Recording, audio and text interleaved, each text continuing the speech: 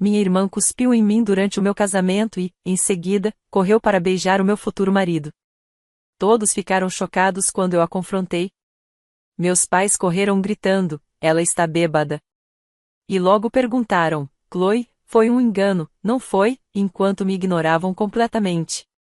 Minha mãe então gritou comigo: como você ousa dizer qualquer coisa para Chloe? Quando tentei explicar que eu era vítima, meu pai disse: pare de querer chamar atenção. Já estamos no seu casamento.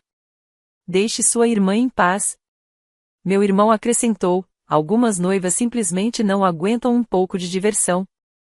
Meu tio concordou: tem gente que estraga o próprio dia especial. Minha tia sentiu: finalmente alguém está sendo honesto sobre o drama dela. Enquanto isso, minha irmã sorria de forma maldosa diante da minha humilhação. Eu permaneci calma, e o que fiz em seguida chocou a todos. Sou Ashley, 28 anos, e estava me casando com meu maravilhoso noivo, Michael, de 30 anos. Minha irmã Chloe tem 25 anos e sempre foi a filha perfeita durante toda a nossa vida. Tudo que eu conquistava, ela precisava superar. Tudo que eu queria, ela precisava ter. Mas dessa vez, ela passou dos limites. Deixe-me descrever Chloe para você, ela é bonita, admito. Cabelos loiros, olhos azuis, o tipo de pessoa que nunca precisou se esforçar para ter atenção, ela sempre recebia de graça. Nossos pais a adoravam como se fosse perfeita. Quando Chloe tirou um C na faculdade, eles celebraram seu esforço. Quando eu me formei com honras, perguntaram por que eu não podia ser mais versátil como a Chloe. Quando ela foi presa por dirigir embriagada aos 22 anos, culparam o sistema e contrataram o melhor advogado que o dinheiro podia pagar. Quando fui promovida a gerente sênior na minha empresa de marketing, perguntaram se eu tinha certeza de que conseguiria lidar com o estresse e sugeriram que eu deveria focar em encontrar um marido. Você entendeu o padrão. Michael e eu estávamos juntos havia 4 anos. Ele me pediu em casamento em uma praia no Havaí, durante nossas férias na primavera passada, e foi perfeito. Ele é gentil, engraçado, bem-sucedido e, o mais importante, me enxerga pelo que sou, não como a irmã mais velha da Chloe, nem como a responsável, mas apenas como eu. Quando anunciamos nosso noivado, a primeira pergunta da minha família não foi parabéns, mas sim: a Chloe aprova? Eu deveria ter percebido os sinais de alerta. Planejar o casamento foi um pesadelo. Chloe se intrometeu em todas as decisões. Queria ser madrinha de honra, é claro, mesmo eu já tendo escolhido minha melhor amiga, Stephanie, que é minha confidente desde o ensino médio. Queria provar a paleta de cores e se entrar em choque com meu tom de pele, e até sugeriu mudar o local da festa porque o original não era chique o suficiente para os padrões da nossa família. Mas o pior veio 2 meses antes do casamento, quando Chloe começou a fazer comentários sobre Michael: ele é tão engraçado, Ashley. Você tem sorte de tê-lo. Michael realmente entende o meu senso de humor. Temos muito em comum. Foi então que Chloe começou a aparecer no nosso apartamento sem avisar, sempre quando Michael estava lá. Vestia blusas decotadas, saias curtas, ria alto demais das piadas dele e arrumava desculpas para tocar no braço ou no ombro dele. Michael me contou sobre isso imediatamente. Sua irmã está sendo muito estranha, disse ele numa noite, depois de Chloe ter passado 3 horas na nossa casa, supostamente ajudando com os convites do casamento, mas, na prática, monopolizando a atenção dele. Ela continua fazendo comentários sobre como seríamos um bom casal e, hoje, me perguntou o que eu faria se tivesse conhecido ela antes. Confrontei Chloe sobre isso. Grande erro, Ashley, você está sendo paranoica, respondeu ela, com aquele sorriso inocente que sempre a livrou de encrenca. Só estou tentando criar laços com meu futuro cunhado. Não é isso que as famílias fazem? Quando falei com meus pais, eles me ignoraram completamente. A Chloe só está animada com o casamento, disse minha mãe. Você está sendo ciumenta e possessiva. Não fica bem para uma noiva.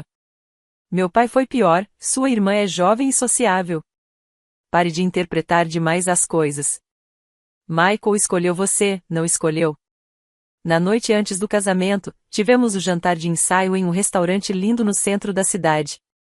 Chloe fez um discurso de madrinha que deveria ser sobre mim, mas de alguma forma se tornou inteiramente sobre ela. Falou sobre seus próprios sonhos de casamento, suas ideias sobre o amor e terminou com: Só espero que o Michael saiba a sorte que tem de entrar para nossa família, digo, a minha família. Michael apertou minha mão debaixo da mesa e sussurrou. Amanhã estaremos casados, e tudo isso vai ficar para trás. Se ao menos soubéssemos. O dia do casamento começou perfeito. Era 15 de outubro, um clima de outono maravilhoso no Villovubro Country Club. Eu sonhava com esse dia desde criança, e tudo estava saindo exatamente como planejado. Meu vestido era uma deslumbrante peça de renda vintage, inspirado nos anos 50, que havia pertencido à minha avó. As flores eram rosas brancas e eucalipto, e o local estava decorado exatamente como eu havia imaginado.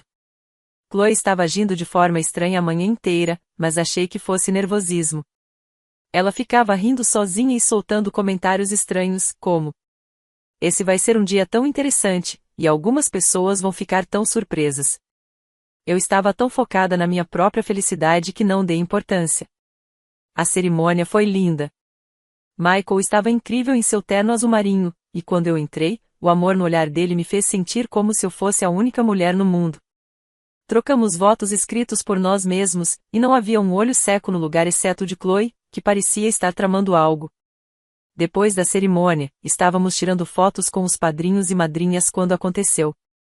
Eu pousava ao lado do meu novo marido, radiante de felicidade, quando Chloe se aproximou. Achei que ela queria nos parabenizar ou tirar uma foto. Mas, em vez disso, olhou diretamente nos meus olhos, e cuspiu no meu rosto.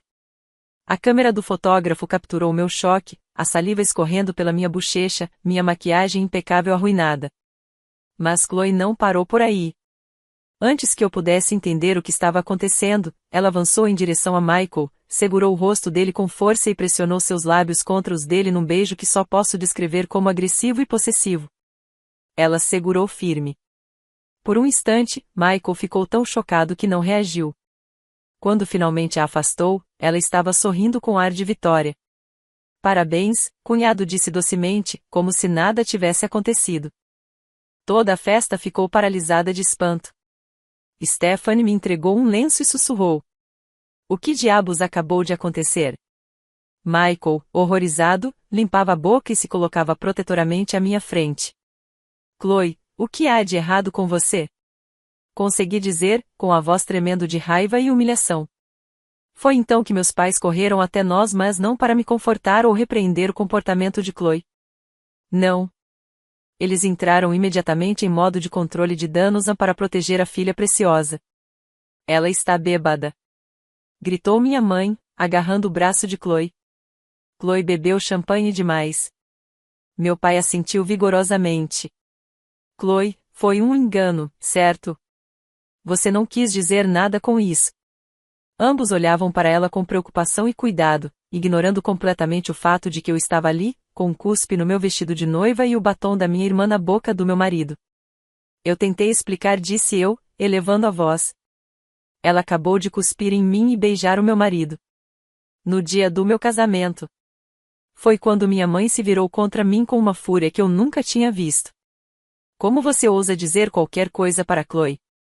Gritou. Ela cometeu um simples engano.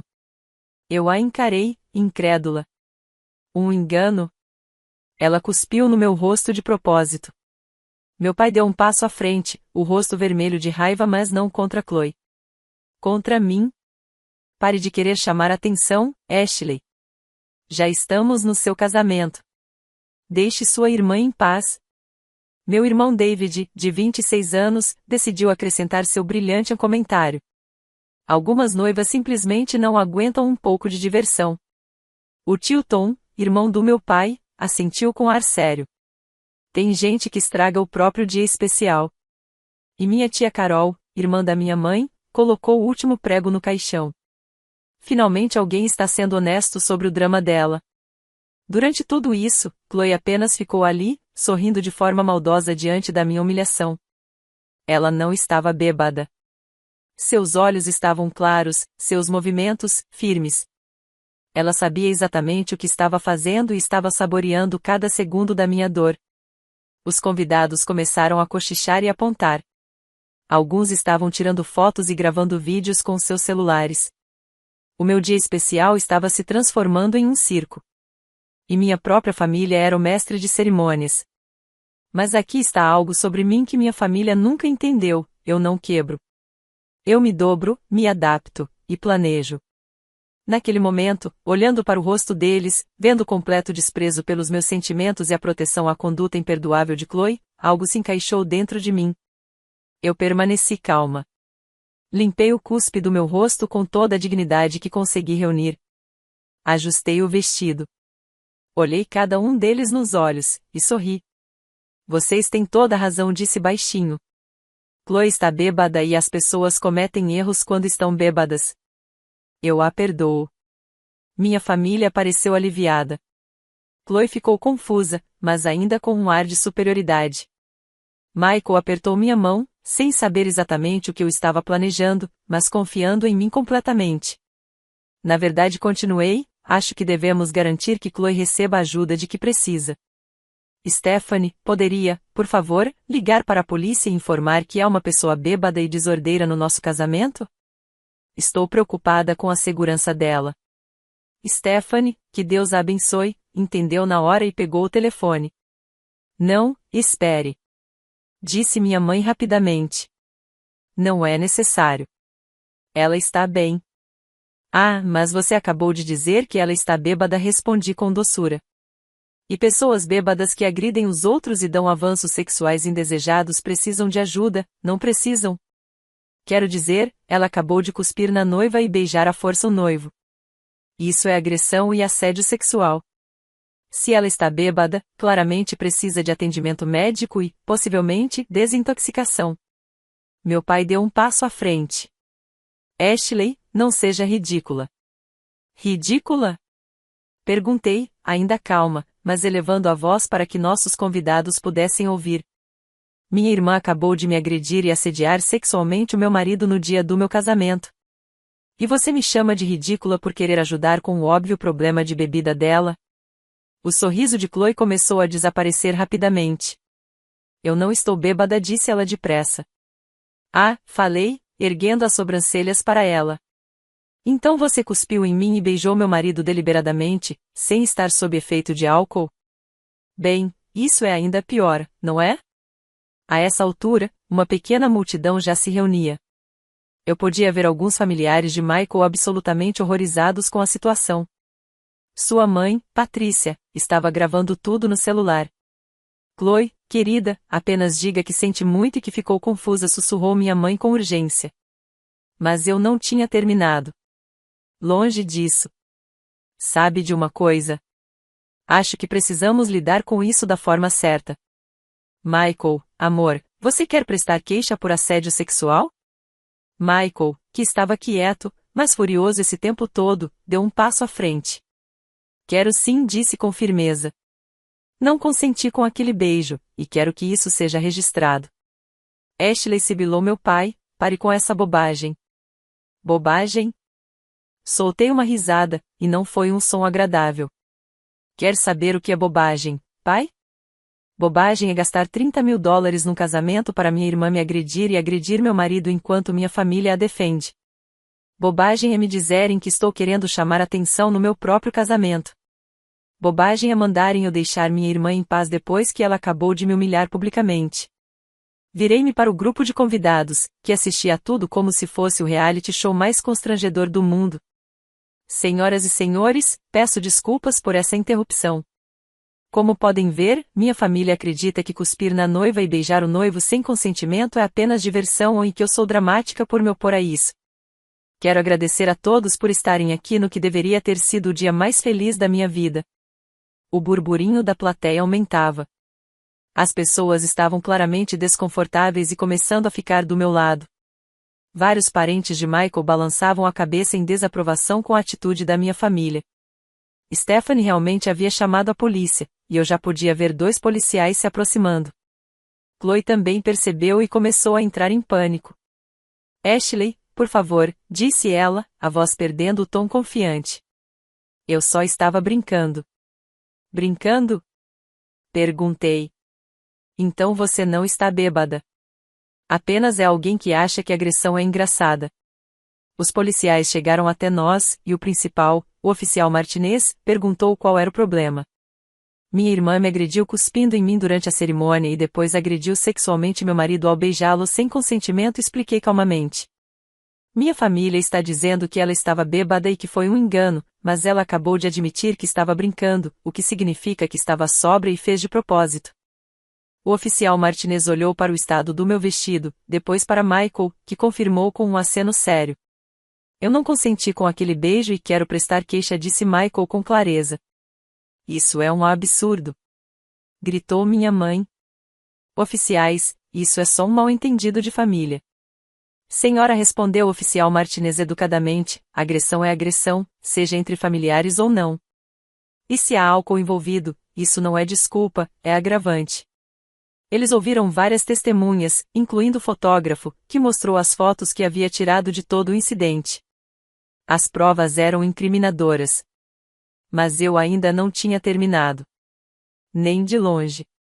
Enquanto os policiais lidavam com Chloe, que agora chorava e dizia que tudo era um mal-entendido, fui até a cabine do DJ e pedi o microfone. Senhoras e senhores, minha voz ecoou claramente pelo sistema de som, quero agradecer a todos por estarem aqui hoje. Porém, preciso falar sobre o que acabou de acontecer. O salão inteiro ficou em silêncio. Até a equipe de buffet parou o que estava fazendo para ouvir. Minha irmã Chloe acabou de cuspir em mim e beijar meu marido sem o consentimento dele. Quando eu me opus a esse tratamento, meus pais defenderam as ações dela e me disseram que eu estava sendo dramática e querendo chamar atenção. Disseram que eu estava estragando meu próprio dia especial por me opor a ter sido agredida. Vi o rosto dos meus pais ficar vermelho de vergonha e raiva, mas continuei. Quero que todos aqui entendam uma coisa. Passei a vida inteira ouvindo que os sentimentos, as necessidades e o comportamento da Chloe eram mais importantes que os meus. Sempre me disseram para ser compreensiva, perdoar, ser a pessoa mais madura. Pois bem, hoje, no dia do meu casamento, chega. O silêncio era absoluto. Dava para ouvir uma agulha cair no chão. Chloe, mãe, pai, David, tio Tom, tia Carol, vocês não são mais bem-vindos no meu casamento. A segurança vai acompanhar vocês até a saída. Além disso, vocês não são mais bem-vindos na minha vida.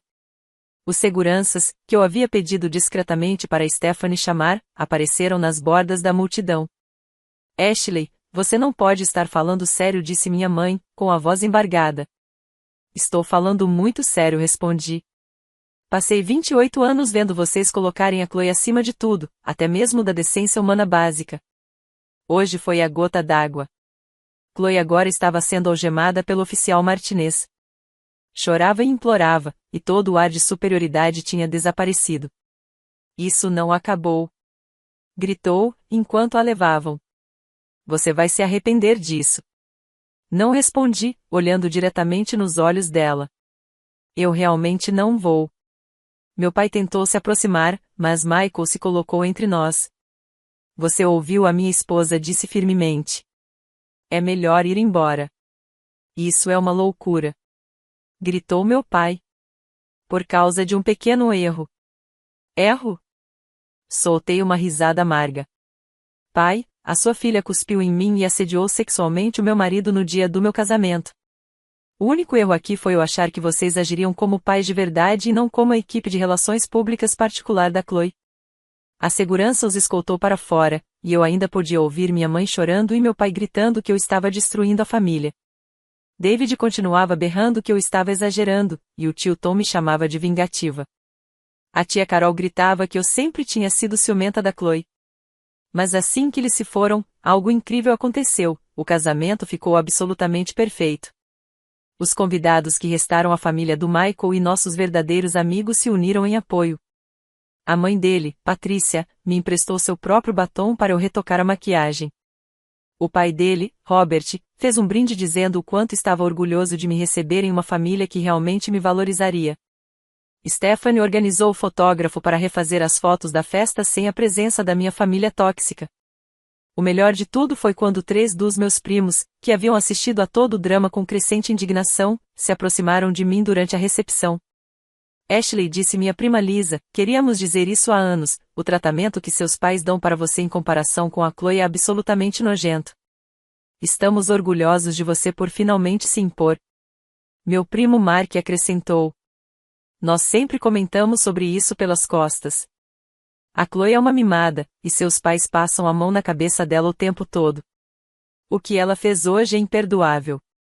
Até minha avó, mãe do meu pai, que tem 89 anos e ficou em silêncio assistindo a tudo, se aproximou de mim durante a dança de pai e filha em que o pai do Michael fez questão de substituir. Ela sussurrou no meu ouvido. Tenho orgulho de você, querida. Venho observando essa dinâmica familiar há décadas, e isso precisava parar. Você fez a coisa certa. Mas a verdadeira vingança estava apenas começando. Enquanto Chloe era presa e meus pais eram escoltados para fora, pedi para Stephanie fazer algo muito específico. Entreguei a ela uma lista de números de telefone e pedi que fizesse algumas ligações.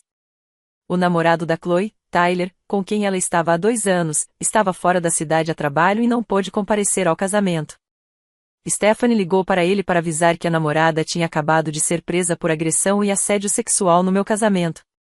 Tyler, que aparentemente já tinha suas próprias suspeitas sobre o comportamento da Chloe, terminou o relacionamento por telefone na hora e disse que passaria no apartamento dela no dia seguinte para pegar suas coisas. Stephanie também ligou para o empregador da Chloe.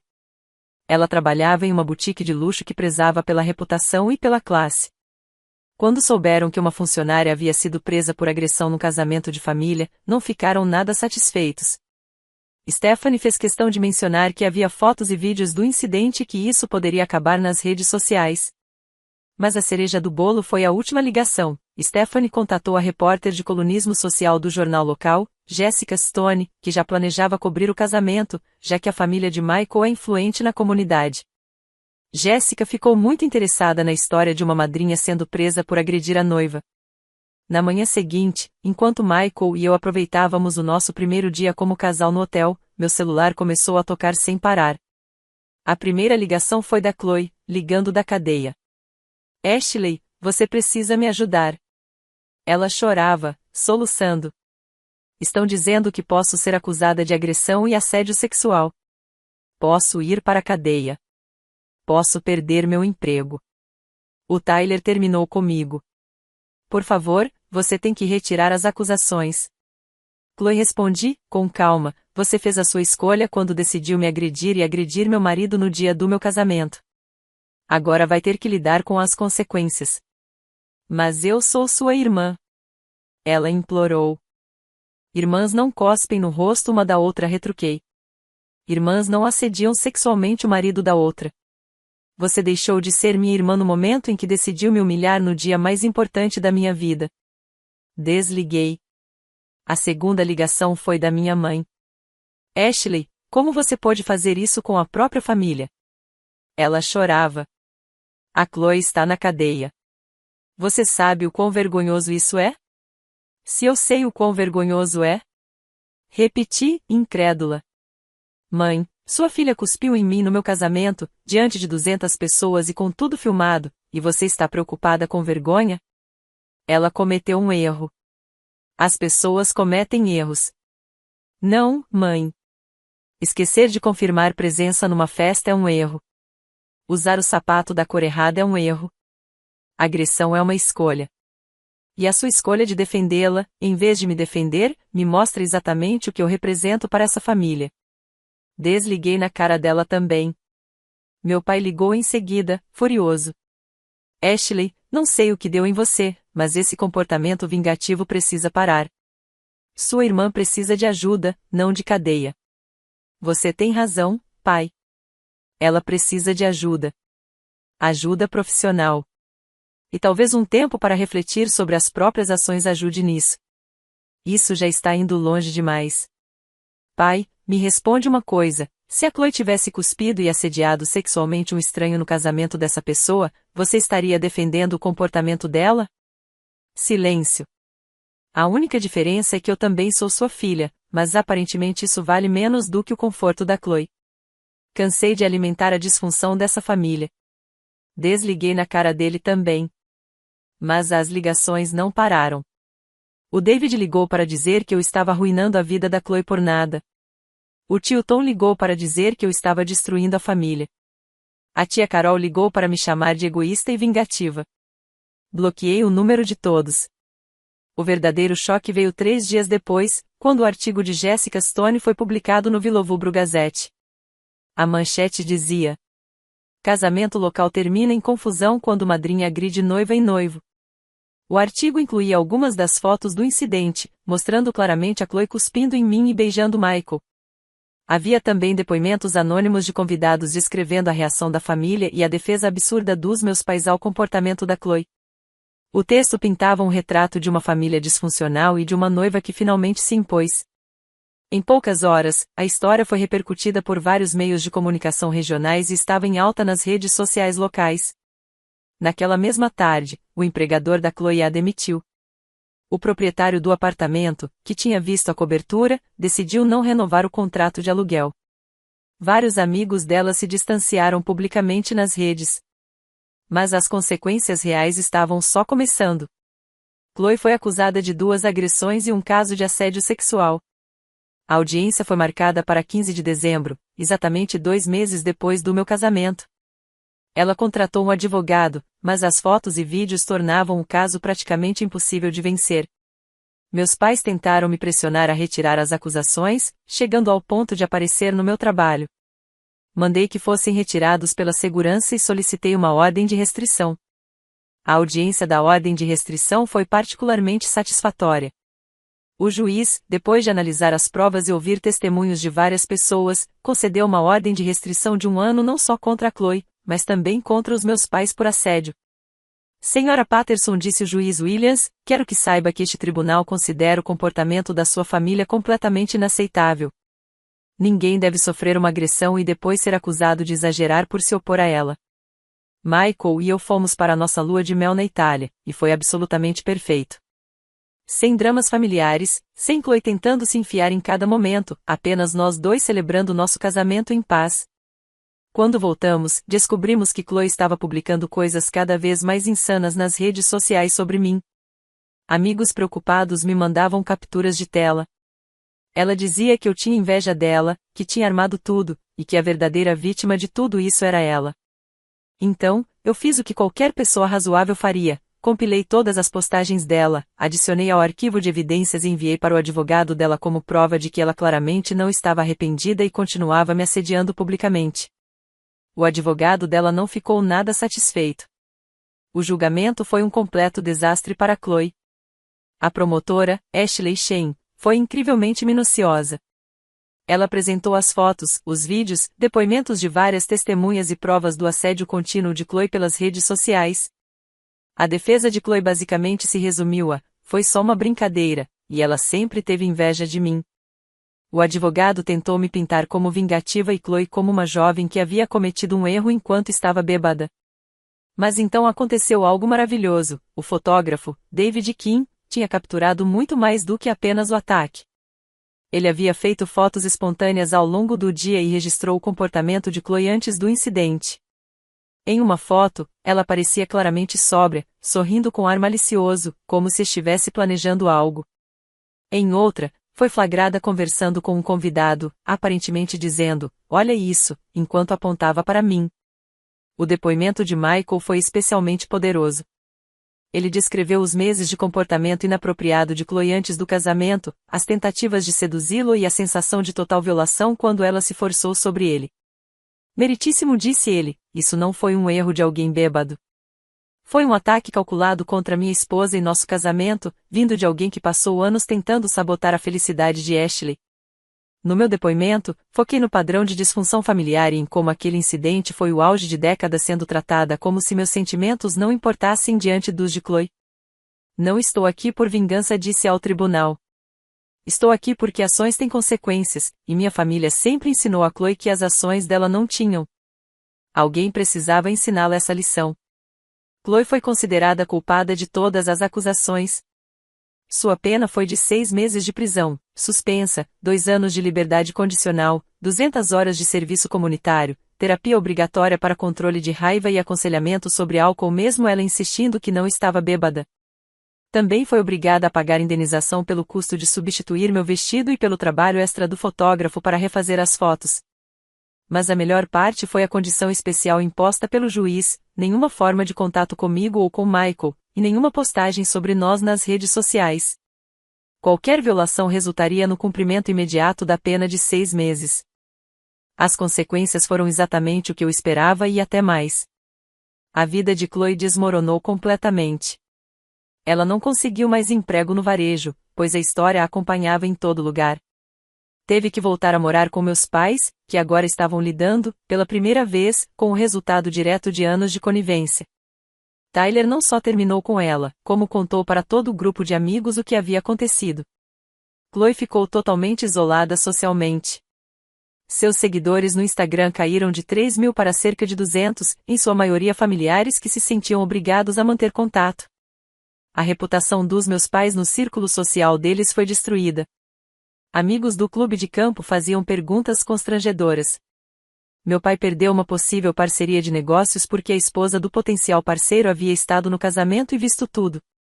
Minha mãe foi convidada a deixar o cargo na diretoria da instituição de caridade da qual tanto se orgulhava. David, o tio Tom e a tia Carol tentaram me procurar meses depois para acertar as coisas, mas eu me mantive firme.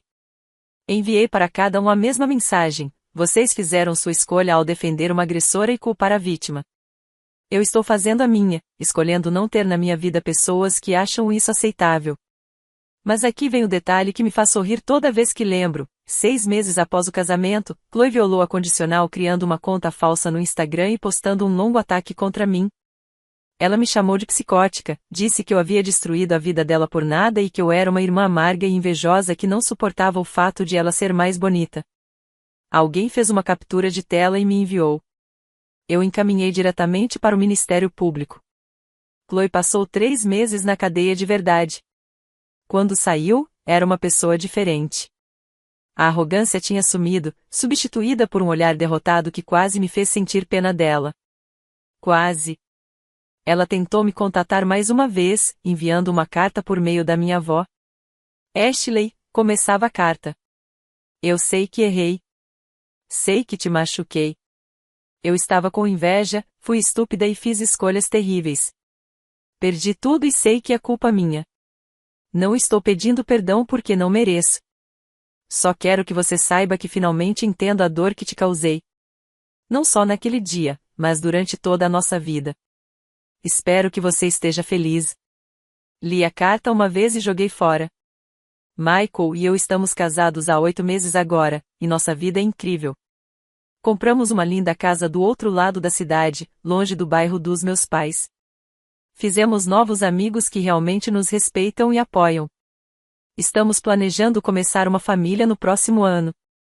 Minha avó, que tinha ficado horrorizada com todo o incidente, mudou o testamento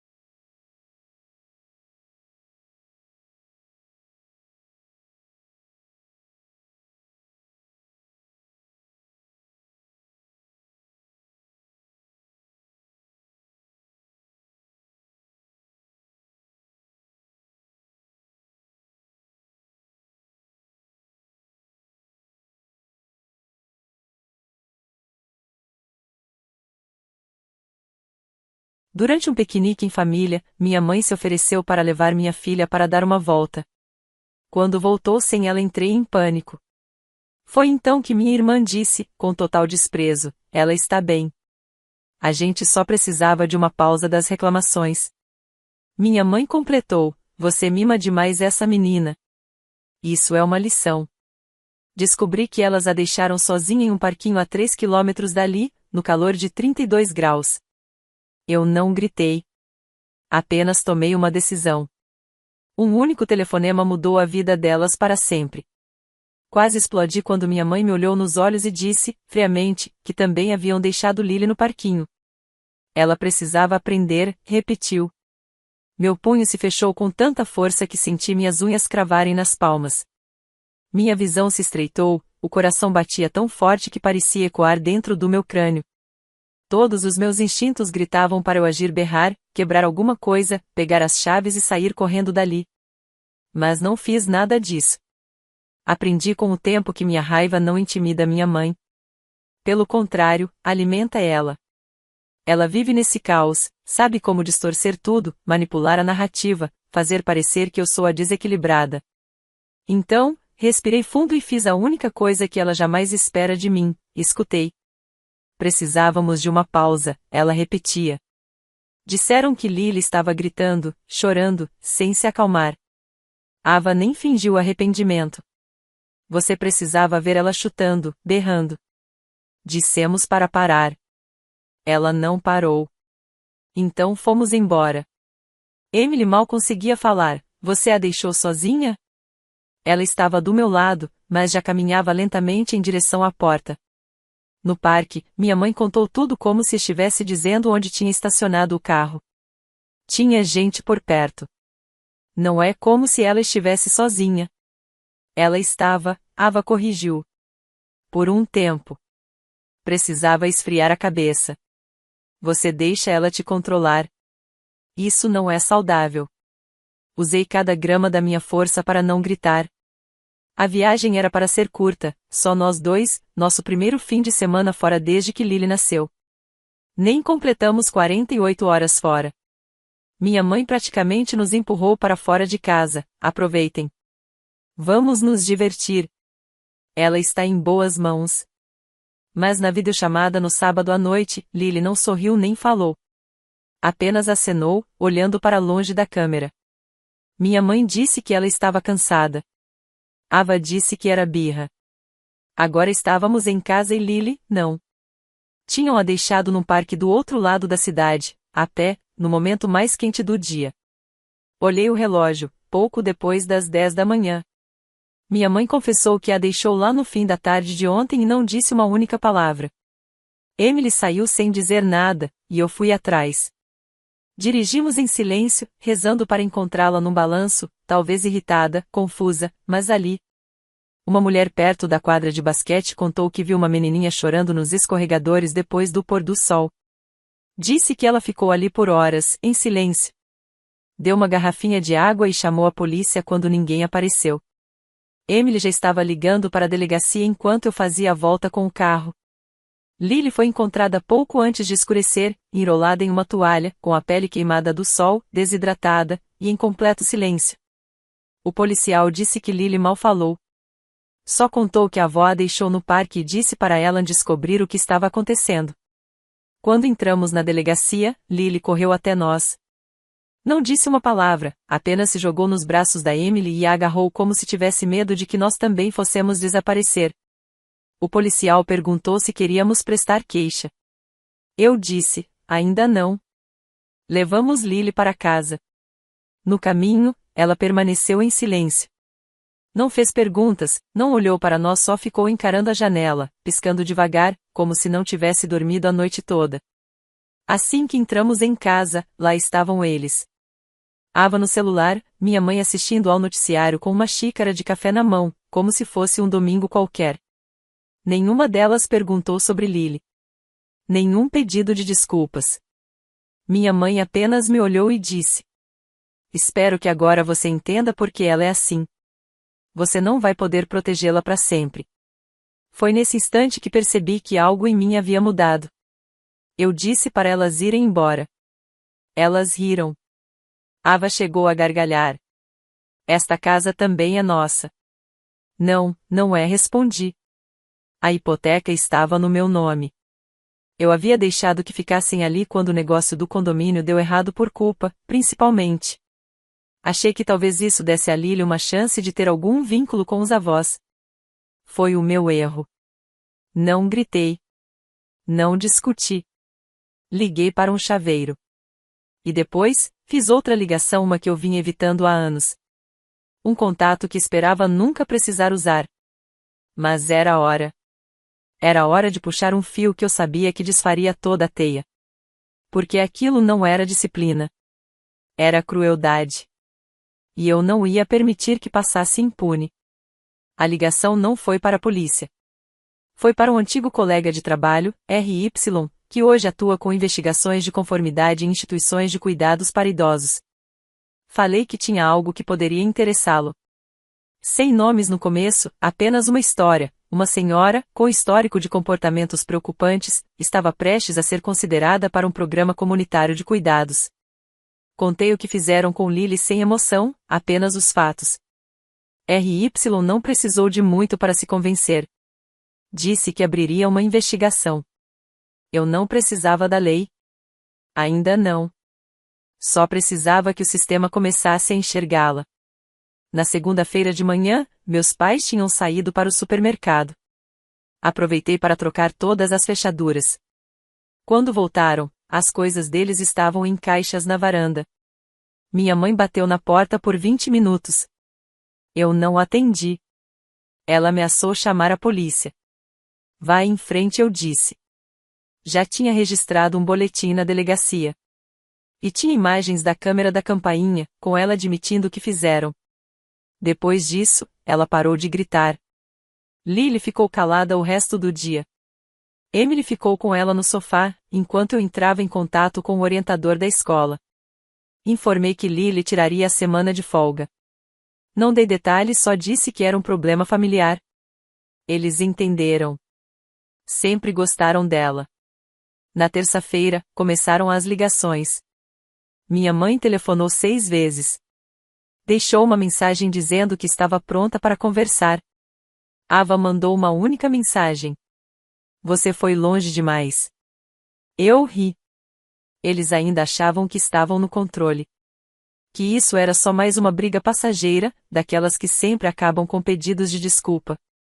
Que eu voltaria em alguns dias, arrependida, como sempre acontecia. Mas desta vez era diferente. Desta vez, eu tinha uma lista. O primeiro item, o emprego da Ava. Ela trabalhava para uma seguradora que se orgulhava de seus valores familiares e fazia checagens regulares de antecedentes. Enviei uma denúncia anônima com o áudio da campainha. Nela, Ava dizia que tinham deixado Lily no parque para ela aprender uma lição. Não precisei dizer mais nada. O chefe dela a chamou para conversar no dia seguinte. Ela foi demitida antes do fim de semana. Enquanto isso, Emily deu início à sua própria campanha silenciosa, mas meticulosa. Educada, controlada, mas implacável. Ela entrou em contato com a igreja da minha mãe e compartilhou uma preocupação genuína sobre o comportamento dela com crianças. Não exagerou. Não precisou. Na sexta-feira, minha mãe foi oficialmente afastada de todas as atividades voluntárias, seu maior orgulho. Organizar eventos, como dar almoços comunitários, ler passagens da Bíblia para as crianças nas quartas-feiras, tudo isso, perdido. E mesmo assim, até aquele momento, ninguém havia pedido desculpas. Nem uma única vez. Lily também ainda não nos contou o que realmente aconteceu durante as horas em que ficou sozinha. Agora ela dormia no nosso quarto. Recusava-se a ficar sozinha em qualquer cômodo com a porta fechada. A orientadora escolar nos aconselhou a dar tempo ao tempo e demos. Mas eu não estava apenas esperando. Eu tinha mais planos. O pior ainda estava por vir. No fim de semana, meu telefone se encheu de mensagens ignoradas. No início, minha mãe escrevia de forma firme, fria, tentando retomar o controle. Isso foi longe demais. Você está sendo infantil. Fizemos o que era necessário. Depois veio Ava, que tentou o apelo pela culpa. Não acredito que você está fazendo isso com a própria família. Agora está deixando sua esposa controlar tudo. Yaki quase me fez rir. Você está arruinando nossas vidas por causa de uma birra. Mas na quarta-feira, o tom mudou. As mensagens estavam cheias de desespero. Por favor, nos ligue. Onde estão nossas coisas? Estamos sendo assediadas. Minha mãe contou que foi suspensa das atividades na igreja e que alguém havia publicado fofocas maldosas sobre ela online. Ela ainda não sabia que tinha sido a Emily e nem imaginava o que ainda vinha pela frente. Eu continuei em silêncio. As únicas pessoas com quem eu falava eram Emily, a conselheira da Lily, alguns amigos confiáveis que estavam nos ajudando discretamente, e R.Y., o antigo colega de trabalho. Ele me retornou no mesmo dia em que enviei os detalhes. Investigou e descobriu algo interessante. Meses atrás, minha mãe se inscreveu para trabalhar como auxiliar substituta em uma creche local. Nunca comentou comigo, provavelmente achou que não importava. Ela quase foi aprovada na triagem de antecedentes. Mas R.Y. tinha contatos. Gente que dava uma segunda olhada quando recebia um bom motivo. Na manhã de quinta-feira, a creche recebeu um relatório detalhado sobre o caso da Lily, com o áudio da campainha e uma declaração assinada por mim e por Emily. A creche não respondeu. Nem precisava. Na sexta-feira, minha mãe recebeu uma carta oficial informando que ela havia sido retirada do processo seletivo e incluída numa lista interna de alerta. Isso a destruiu mais do que qualquer mensagem de voz. Mas ainda não era tudo. Fiz minha própria pesquisa. Descobri que Ava estava morando num apartamento alugado, mas em nome de outra pessoa. Ela e minha mãe estavam sublocando em segredo enquanto procuravam algo mais barato. Fiz uma ligação anônima para o gerente do prédio, fingindo ser um vizinho preocupado. Mencionei comportamento estranho envolvendo crianças e o fato de os inquilinos não estarem no contrato. Passei detalhes o suficiente para parecer real: número do apartamento, vaga de estacionamento, horários de entrada e saída. 3 dias depois, elas receberam notificação: 30 dias para desocupar. Sem discussão. Enquanto isso, Lily mal se afastava de nós. Não queria voltar para a escola ainda. Emily ficou em casa com ela, ajudando-a, com calma, a voltar à rotina. Às vezes, Lily murmurava canções baixinho. Outras vezes, se encolhia em silêncio e ficava encarando o vazio por horas. Ela não havia falado sobre o que aconteceu no parque, até que falou. Era pouco depois da meia-noite. Emily dormia. Eu estava no sofá vendo algo no modo silencioso quando ouvi passos leves. Lily estava ali, parada com seu cobertor nas mãos. Posso te contar agora? Ela perguntou.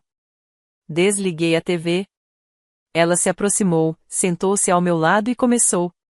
Contou que elas ficaram bravas porque ela não quis comer o que a avó tinha feito. Que chorou e pediu pela mamãe. Ava mandou ela parar de agir como um bebê.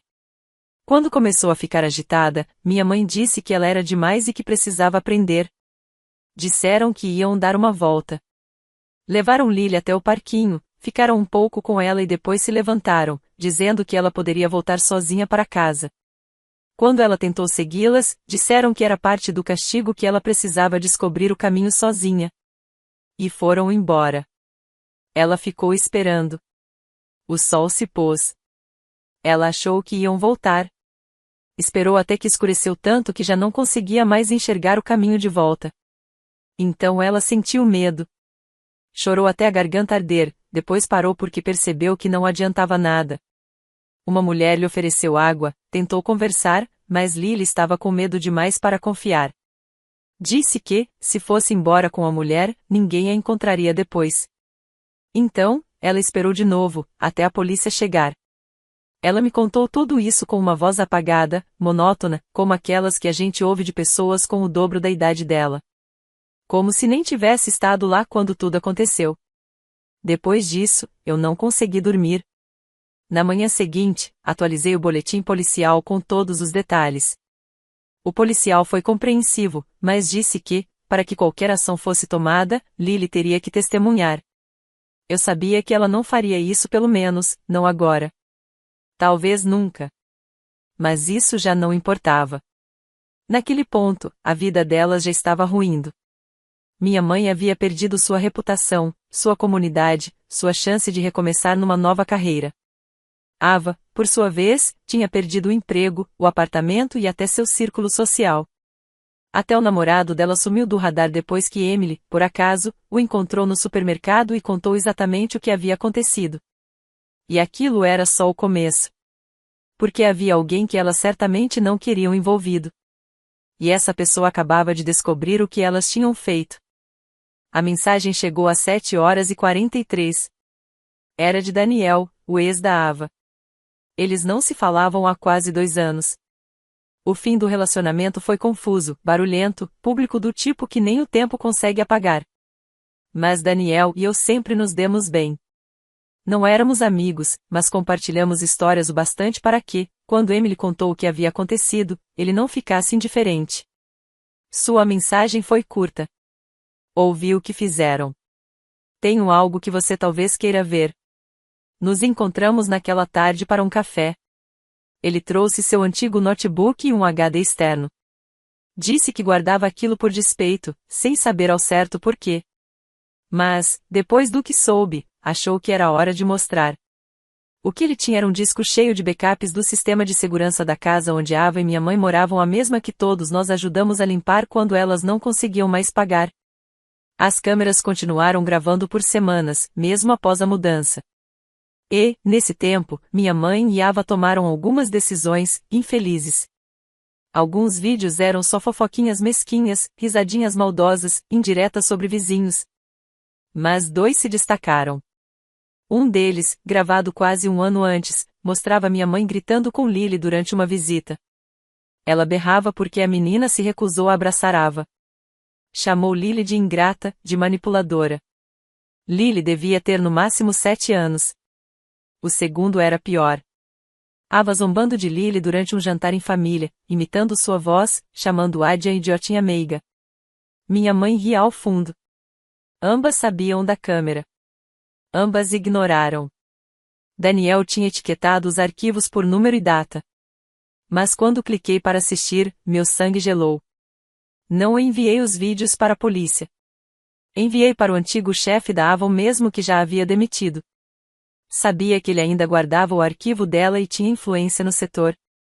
Depois, encaminhei os vídeos para a administração da igreja onde minha mãe era voluntária. Sem texto, sem nome, apenas um link anônimo. Eles que tirassem suas próprias conclusões. Também postei um dos clipes, o mais leve, no fórum de pais, onde minha mãe era ativa usando um nome falso. Era um vídeo dela brigando com Lily por chorar após ralar o joelho. Ela não gritou. Não bateu. Mas foi o bastante. A conta dela foi apagada em menos de 1 hora. Naquela noite, finalmente liguei para ela. Atendeu no primeiro toque. Você tem 1 hora, eu disse. 1 hora para me ligar de volta e pedir desculpas a Lily. A Emily. Por tudo. Uma chance. Houve silêncio. Ela desligou. Não ligou de volta. 2 dias depois, Ava mandou uma nova mensagem. Não era mais raiva. Nem culpa. Era pânico. Você precisa parar. Por favor. Estamos sendo seguidas. Perdi minha segunda entrevista. Alguém mandou o vídeo por e-mail. Eles sabiam de tudo. Elas não estavam sendo seguidas. Estavam sendo observadas. Do mesmo jeito que uma reputação se dissolve lentamente, gota a gota, como tinta se espalhando na água. As notícias começaram a circular. Os olhares mudaram. A confiança desapareceu. E, pouco a pouco, os nomes delas foram sendo discretamente retirados de listas. As mensagens que antes eram respondidas na hora agora permaneciam sem leitura. A mesma comunidade que costumava bajulá-las nos almoços e eventos passou a evitá-las nos corredores do supermercado. E Lily estava melhorando. Ela ainda não gostava de ficar sozinha, mas já ria mais, voltou a desenhar, e estava dormindo a noite toda. Começou a pedir para ver os amigos, visitar a biblioteca, caminhar conosco pela vizinhança. Lentamente, o medo estava se desfazendo. O dela, pelo menos. O meu, não. Porque eu ainda tinha uma última carta na manga. Ava e minha mãe achavam que estavam sendo punidas por uma coisa. Mas elas não sabiam que eu havia descoberto outra. Aquela que realmente queimava. Eu não consegui dormir depois de ver o vídeo. E não falo daquele com os gritos nem das zombarias. Aquilo eu podia racionalizar, chamar de arrogância, de crueldade, mas não de surpresa. Elas sempre foram assim. O que me tirou o sono foi o terceiro clipe que Daniel me enviou. Ava estava ao telefone. Andava de um lado para o outro. Isso foi há 1 ano e meio. Ela falava sobre dinheiro. Mencionou uma conta do meu pai. Ele faleceu há 4 anos. Deixou uma pequena herança que seria destinada ao fundo universitário da Lily. Minha mãe ficou responsável por montá-lo. Eu confiava nela, naquela época. Mas no vídeo, Ava disse algo que virou meu estômago. Ele ainda acha que a conta existe. A gente só transferiu. Ela nunca vai perceber. Não é como se eles lessem os extratos. Ele é muito mole. Assisti ao vídeo 3 vezes antes de acreditar. No dia seguinte, fui ao banco. A conta tinha sido encerrada há 2 anos. O saldo, 0. Todo o dinheiro tinha sumido. Ainda não contei para Emily. Eu não estava pronto para a raiva dela. Queria ter certeza. Pedi um rastreamento completo dos registros bancários. Demorou alguns dias, mas quando recebi, os nomes estavam lá. Minha mãe. Ava. Elas drenaram o fundo da faculdade da Lily e mandaram valor para uma conta pessoal registrada numa empresa de fachada que Ava abriu. Depois desapareceram com tudo. O valor? $37.000. Pensei nesse número por dias. Deixei queimar. Então agi. Procurei um advogado discreto, experiente, implacável. Mostrei tudo, os extratos, os vídeos, as mensagens. Ele sorriu. Mas não foi um sorriso amistoso. E me ajudou a registrar 2 coisas, uma ação civil por apropriação indébita de fundos e uma denúncia de fraude junto ao Estado. Sabia como elas reagiriam. Pânico. Negação. Mas elas não tinham defesa. O rastro do dinheiro era claro. O vídeo era devastador. E a lei estava do meu lado. Quando as intimações chegaram, Ava me ligou às 3 da manhã. Eu deixei o telefone tocar. No dia seguinte, minha mãe deixou uma mensagem chorando. Dizia que iam perder tudo, que era um mal-entendido, que a família não resolve as coisas assim. Reencaminhei a mensagem para meu advogado. Emily, então, fez seu movimento. Entrou em contato com todas as amizades de Ava, os colegas, as festas, os apoios. Contou sobre o processo, sobre o roubo. Não exagerou. Apenas contou os fatos. Até o fim daquela semana, Ava foi removida de 3 grupos de conversa e bloqueada por 2 pessoas que ela considerava como família. O mundo dela estava encolhendo, e rápido. Mas eu ainda não tinha terminado. Falei com o antigo pediatra da Lily. Expliquei tudo com calma e respeito. Não pedi diagnóstico. Pedi uma nota em seu prontuário, algo que garantisse que ela nunca mais ficaria sob os cuidados daquelas pessoas. Ele marcou com uma bandeira vermelha. Significa que, se minha mãe ou Ava aparecerem em qualquer ambiente médico reivindicando custódia, a polícia será acionada imediatamente. E então, fiz algo que queria há anos, cancelei o plano de celular da família. Minha mãe pagava minha linha desde os 19 anos. Dizia que era mais prático assim. Mas ela não pagava a conta fazia mais de uma década. Desativei o plano no meio de uma ligação. Ela descobriu na farmácia. E teve que se virar. Naquele fim de semana, levamos Lily à praia.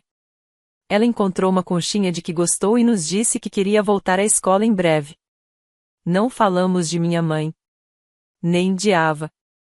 Falamos sobre o mar, o sorvete, e qual livro da biblioteca ela queria pegar na próxima visita. Foi a primeira vez em semanas que Lily sorriu o dia inteiro sem hesitar. Enquanto ela brincava na areia, chequei o celular. Mais uma mensagem de voz. Era da Ava. Essa foi diferente. Não tinha raiva, nem pânico, só uma frase seca. Sabemos o que você está fazendo, e isso vai voltar para você. Foi ali que percebi, elas estavam com medo. Medo de verdade. Porque, pela primeira vez na vida, não tinham mais cartas na manga. E eu não precisei dar o golpe final. Não era necessário. Naquele ponto, já estavam afundadas instáveis financeiramente, isoladas socialmente, agarradas a migalhas de relevância numa cidade que, sem alarde, as rejeitava. As mesmas pessoas com quem fofocavam, em quem confiavam, para quem pediam favores, tinham sumido. Ninguém mais atendia. Ninguém respondia.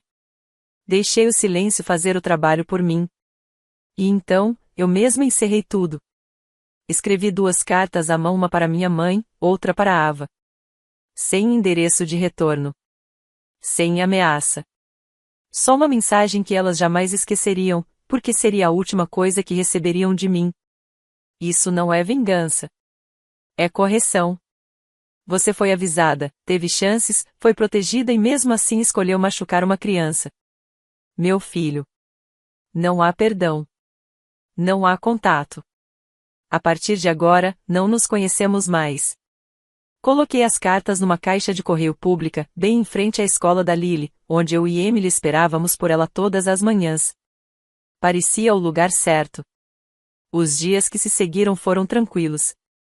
Tranquilos até demais. Lily se adaptou mais rápido do que esperávamos. A escola ajudou. O conselheiro ajudou.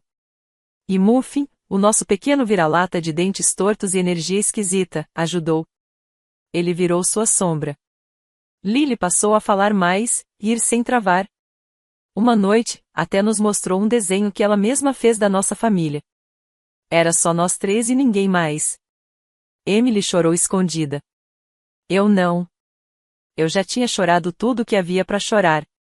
Nunca mais ouvimos falar de Ava depois da data do julgamento. Nenhuma resposta. Nenhuma defesa. Nosso advogado conseguiu uma sentença à revelia. Tecnicamente, elas nos deviam uma restituição. Nunca vai ser paga, mas isso nem importa. O que importa é que está registrada. Oficial. Irrevogável. A falsa empresa foi dissolvida. Minha mãe perdeu o carro recolhido por falta de pagamento. O centro comunitário onde ela fazia voluntariado finalmente a removeu do conselho quando alguém enviou os vídeos antigos ao Serviço de Proteção Familiar. O nome da Ava foi discretamente adicionado a listas internas de recrutamento com uma bandeira vermelha ao lado. Ninguém mais queria se associar a ela. Eu sabia de tudo isso. Não por orgulho. Mas porque precisava garantir que estava sendo feito. Que não iam escapar. E então aconteceu. Ou eu pensei que tinha acontecido. 2 semanas depois, recebi uma mensagem de um número desconhecido. Você não pode fazer isso e simplesmente ir embora. Sem nome. Sem pontuação. Só isso. Bloqueei o número. Apaguei a mensagem. Disse a mim mesmo que não importava. Que elas não tinham mais nada. Mas alguns dias depois, RY me ligou. Disse que alguém havia solicitado, sob a Lei de Acesso à Informação, o registro da denúncia de fraude. Não era imprensa. Nem advogado. Era alguém anônimo. O documento sairia com partes censuradas, mas o fato de que alguém estava buscando, mostrava que o caso ainda não estava enterrado. Pode ser elas, disse RY. Ou alguém próximo. Talvez alguém saiba. Apenas, fique atento. Não contei a Emily. Tínhamos acabado de pintar o quarto da Lily da cor que ela escolheu. Estávamos, pela primeira vez em muito tempo, nos sentindo como uma família de verdade. Não quis estragar isso. Então guardei os documentos judiciais numa caixa à prova de fogo. Armazenei os vídeos em um HD externo escondido numa pasta invisível. Imprimi tudo, mensagens, e-mails, áudios, e tranquei em uma gaveta trancada no escritório. Não porque eu achava que precisaria deles de novo. Mas porque eu conheço essas pessoas. Elas não voltam pedindo desculpas. Elas voltam com planos. Eles esperam. Esperam até você parar de olhar por cima do ombro. Até você respirar fundo e achar que está seguro. É nesse momento que eles testam a cerca novamente. Mas, desta vez, se voltarem, não haverá avisos. Não haverá cartas. Não haverá um desfecho lento, só um fim definitivo. E eles nem verão chegar. Claro, aqui vão mais algumas palavras para selar esse encerramento, aprofundar essa atmosfera de fim com uma leve pitada de inquietação. Às vezes, tarde da noite, eu ainda me pego checando as câmeras de segurança. Não porque acho que alguém virá. É só o hábito. Emily me viu uma vez. Não disse nada. Só se sentou ao meu lado, em silêncio, até eu desligar o monitor. Nós dois sabíamos que a guerra tinha terminado. Mas, de vez em quando um carro desacelera por um segundo a mais perto da nossa garagem, eu ainda me pergunto se é paranoia ou previsão.